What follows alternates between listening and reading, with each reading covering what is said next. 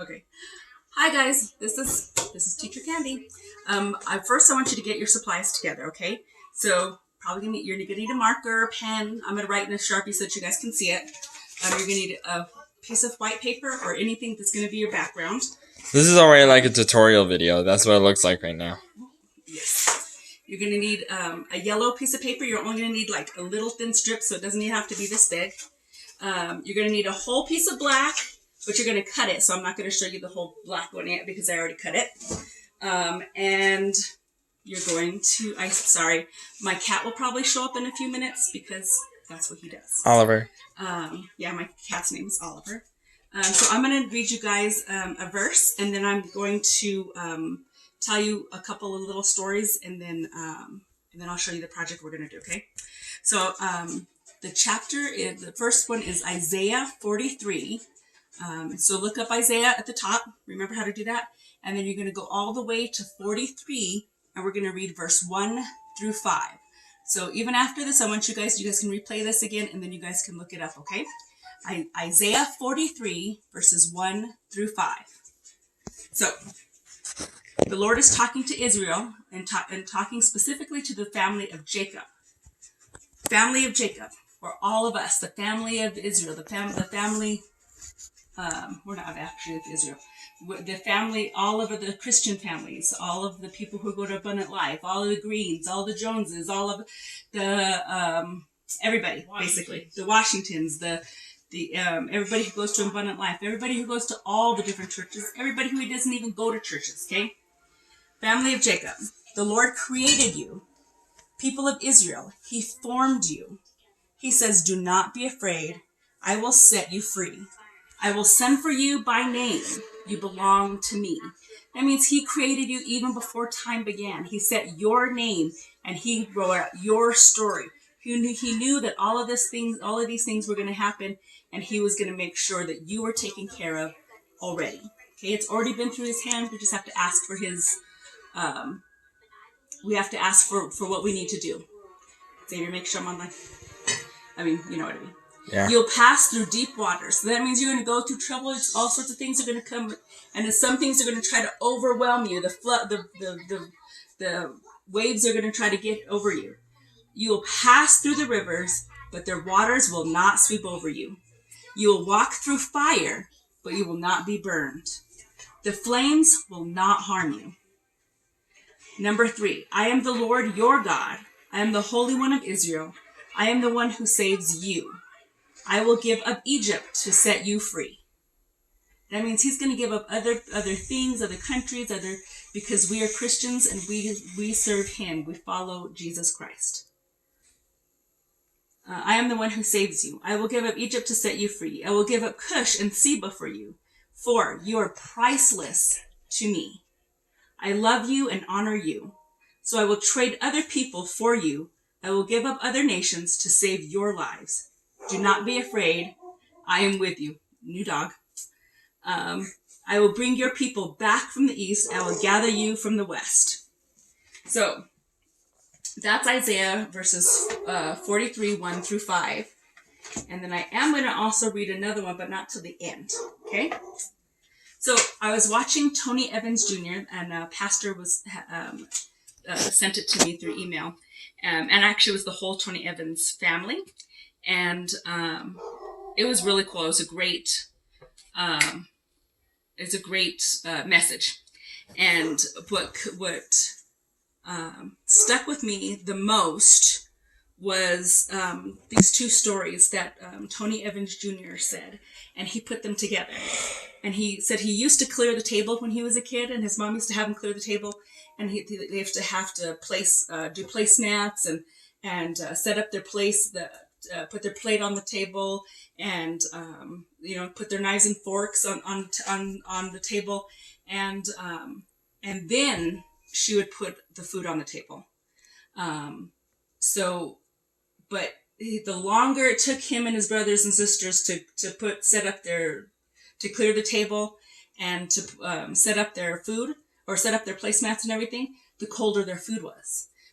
So he noticed that when he did it really quickly, the food was hot and the food tasted better, and it was everything went better. Everything, his mom and dad wasn't so frustrated with him.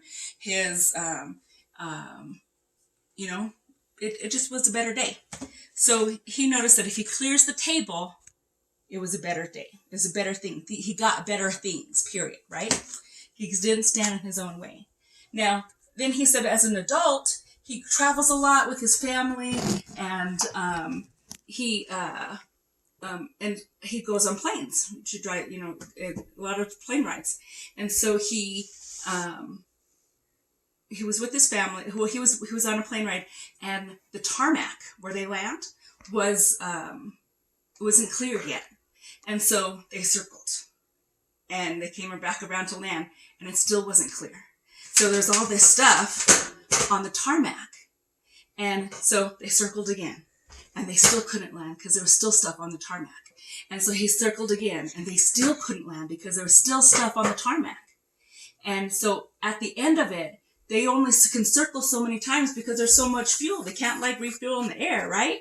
So he said they got diverted to another airport so they could land. And that's what God sometimes does. That if we are not clearing our area, we are not clearing our spaces, we're not clearing our lives and focusing on Him, then He will divert our blessings. He will not take away our blessings, but He won't give us as much. I keep saying that God has a plan for you. He has, He makes sure that you, He has a plan and something for you to do with your life, right? And it's not only, He's not saying, oh, well, you wait till you're older. You're going to, you have to wait till you're older to do what I tell you to do. No, He says, you're supposed to do it right now. Hey, people hear you too, Miss Jones. So do what He wants you to do, when He wants you to do it, so that you get all the blessings that you can get right now. I know that your life's hard right now. Don't give up. Don't get off the road. Make sure that you guys clear your tarmac, that you clear your lives, so that you can get to where you're supposed to go and be who you are supposed to be and do what you are supposed to do for Him. Okay? This is what my mom lectures me sometimes. I do. Help. It's sometimes we make our own obstacles. We make our own walls. Right, Xavier? we need to build barriers. A wall. A great wall. Sometimes those walls are the things that we need to overcome. They're our own obstacles. We put our own obstacles in God's way, in our way, and God says, stop that. I didn't ask you for your help with this problem. You asked me for help, and so I'm trying to give it to you, but you're in the way. So you're supposed to get your problems and go put it in front of God and let it go. Okay? You're supposed to go and these are your jobs. You're supposed to pray. You're supposed to listen to Him. You're supposed to listen to the instructions. God says what? Yes? No? Wait. He always gives instructions no matter what. With a yes, He gives instructions. With a no, He gives instructions. And with a wait, He gives instructions. Right? I think it's a wait if I need to drive. Right? Yes, because you have to prepare, right? Those are the instructions. If you want if for driving, you have to prepare, right?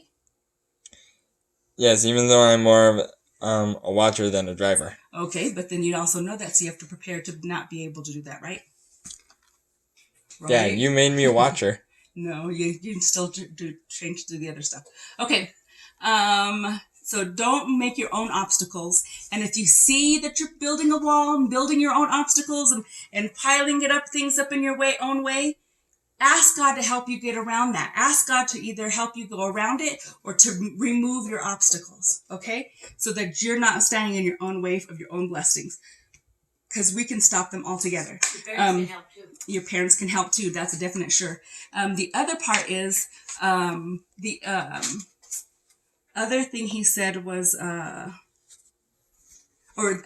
of the evidences said is that right now during the coronavirus, it's a timeout, a separation from from our lives so that we can stop and get a better connection with him.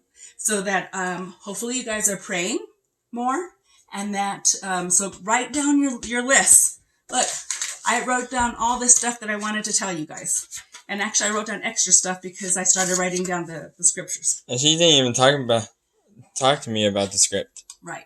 So you have to write down what you want to pray for. Write down who you want to pray for. Write down things that come to your mind or people that cross your mind. Make sure that you're praying for your dad. Make sure that you're praying for your moms. Make sure you're praying for your brothers and sisters. Sorry, I just looked at the cat because he's, stalking our turtle. Like that. So pray for your friends that you're not seeing. Reach out to them. Call them. Text them. Skype them. Stay in touch. Because just because you are not physically in contact with people, you can stay in contact through the phone or through messaging and things like that. Or in the comment section. Don't over connect. Well, you can connect. That's what I'm saying. Is don't lose your focus. Make sure that you're praying. Make sure that you're reading your Bible. Make sure that you're connecting with God. That's the most important thing right now, because that's what's going to change the coronavirus right now. Because we have to concentrate more on him and not so much on everything that's going wrong. Because when you focus on everything that's going wrong, it emphasizes it, and that's what you see the most. So it doesn't have to be, right? Okay, so what I want you to do is I should have told you to get glue too. Yes. So do we need scissors? We do need scissors. So I want you to cut out your black paper like a trapezoid. Okay? It looks more like a volcano for some reason. It does kind of look like a volcano. You're right. And the cat is still stalking the turtle. Do a volcano shape. You're going to... We're already 12 minutes into the video. Okay, so you're going to glue on the paper that you're gluing up. I did it too high, and I already knew that it was too high. Dun, da, da, da. Hopefully you guys have glue and stuff at home. It does not have to be a glue stick. Try to get it can just be ordinary glue or Gorilla Glue. Well, probably not Gorilla Glue, because I'm sure your dad would not appreciate you doing Gorilla Glue on paper when it doesn't need to be that strong. All right, so. Or Crazy Glue. Does Crazy Glue even work? Yes, Crazy Glue. The Craggle. The Craggle. And the Scotch tape. Scotch tape would work too, yes. Scotch tape. Because I glued the top of it, I'm going to fold over my top. You don't have to do that. You could just cut it off like a normal person. But you're not normal. I am not normal. Anyway. I am a child of God, so I am not normal. Yeah, and anyway, you want to know where this goes. I glued my table. That's what happens when you don't cut your stuff. Is that little wrench piece right there that looks like some sort of disoriented wrench handle there? No. I know. What are you talking about? Anyway, so 15% power. Okay. So your yellow pieces, get them. And I kind of cut mine so that they were like descending, like they got thinner and thinner on the way up.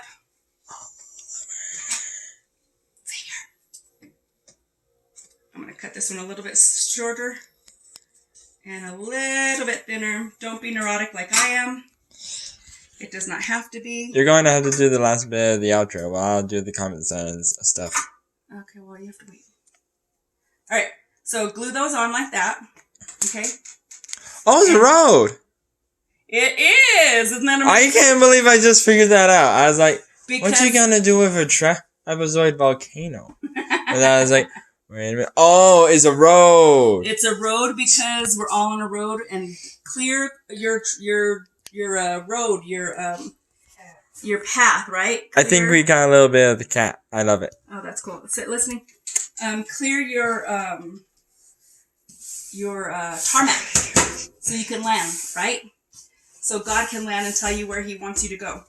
The other part I want you to do is I want you to write Isaiah 43. Don't write it as big as I did.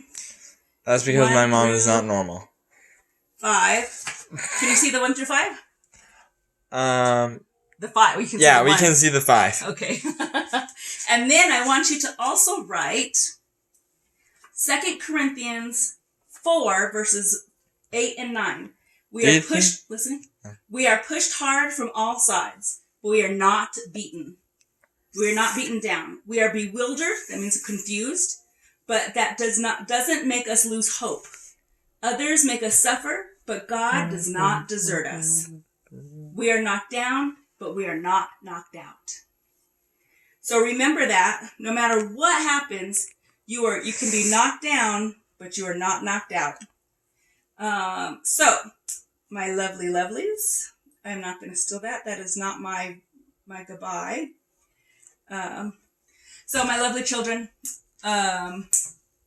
remember that we are knocked out, but we are not knocked out. We can be knocked down, but not knocked out. It's not how many times you fall, it's how many times you get back up. What doesn't kill us makes us stronger. That's right. So hopefully you'll watch this and you guys will do the project. And if you bring it back to me, 8 and 9. When we all get back together at Abundant Life, are you doing me? Yeah. I will laminate it, and so that you can take it home and it can be your placemat, so that you can use it at home, and you guys can use it for a placemat, so that you can set up your dinner and everything like that. And then you can also make sure you keep clearing your paths and you keep clearing your way, and make sure your tarmac is clear in your life and on your table too. All right, guys. That is it. I love you. Remember that, and that the only person that your parents love you, and then also God loves you. Bye. Anywho, that is all. Like my mom said, that's all for today. If you like this video, make sure you hit that like button and put a comment down below. And if you want to stay up to date with my mother, click that subscribe button and hit that bell notification. I'm only seeing your mouth. All right. Bye, guys.